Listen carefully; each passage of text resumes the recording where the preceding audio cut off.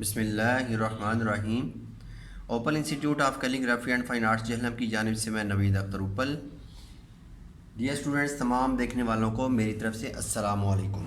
तो अभी हम दाल और रे की यहाँ पे प्रॉपर जो है ना एक प्रैक्टिस करेंगे छोटी कलम के साथ।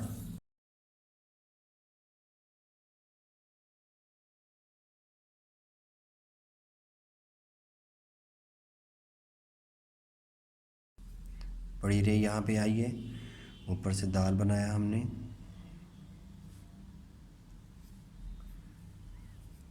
डायरेक्ट आपने इस तरीके से प्रैक्टिस करते जाना है और हाथ को रोक रोक के बनाना है, ये नहीं कि डायरेक्ट ही आप बना दें।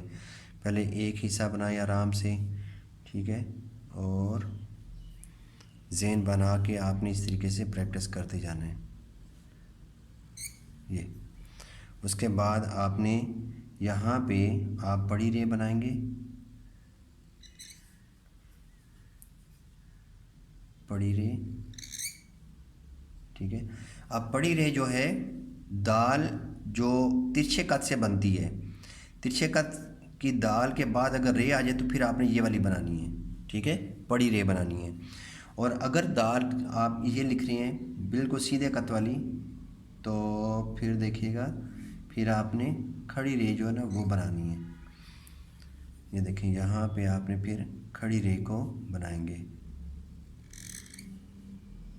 ये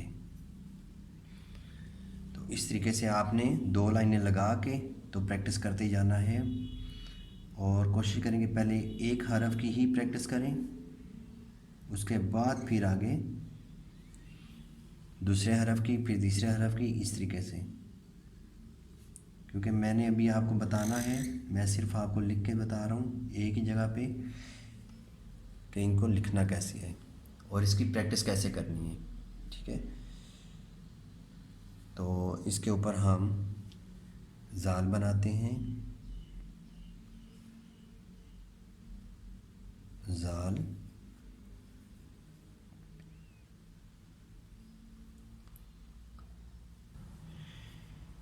और पीछे आप कम से कम 3 कत का जो फासला है वो लगा के, कत लगा के उसके बाद आप प्रैक्टिस करें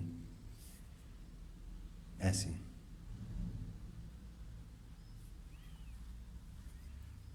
दाल,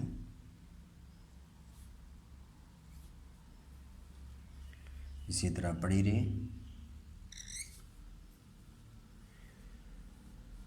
बिल्कुल सीधे कत से,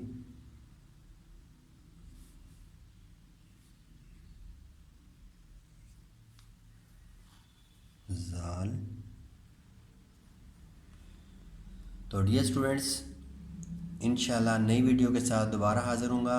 इजाज़त चाहूँगा। अल्लाह हाफ़िज़, अस्सलाम वालेकुम।